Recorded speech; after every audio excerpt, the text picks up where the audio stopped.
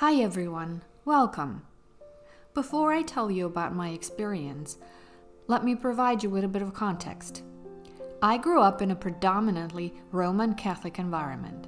No one I knew went to church regularly, more like once or twice a year for Easter or Christmas. Now, let's dive in. My spiritual journey started long before my first awakening experience. 100 years ago, when I was 18, I met another very enlightened Indian person who initiated me into a certain deep meditation practice. According to him, a suitable mantra for me was Om Namah Shivaya. I was to apply his meditational practice of going very deep and then just chant over and over. Being a student and having nothing better to do, because which student really studies, right? Every night I religiously chanted.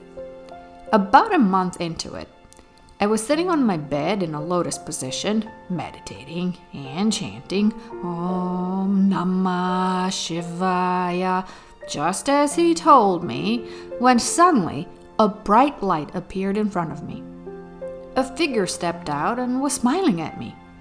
To my surprise, that light being, or energy, whatever you want to call it, wasn't of Eastern origin. It was no other than Jesus. I want to add that at the time I didn't question any of the narratives that came later after my first awakening experience. I was very surprised to see a Jesus-like figure, as Catholicism seemed outdated to me. I thought, what are you doing answering this chant? You don't belong here. Is Buddha sleeping? The apparition stood there still smiling.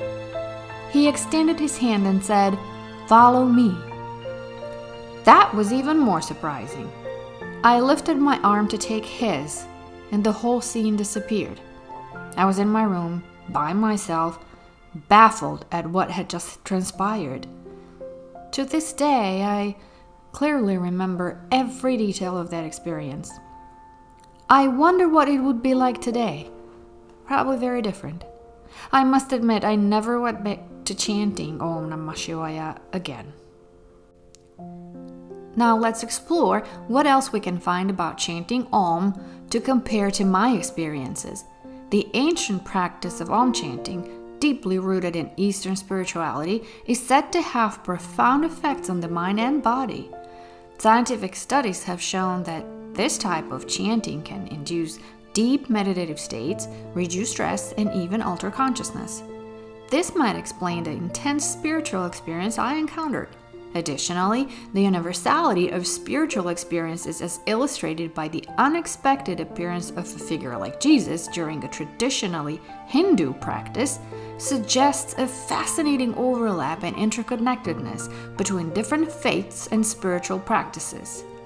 It's very clearly transcending cultural and religious boundaries, tapping into a more universal spiritual experience.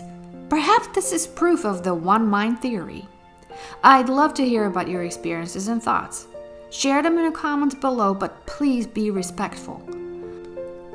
Don't forget to like, share, and subscribe for more stories and explorations into the fascinating world of spirituality and beyond.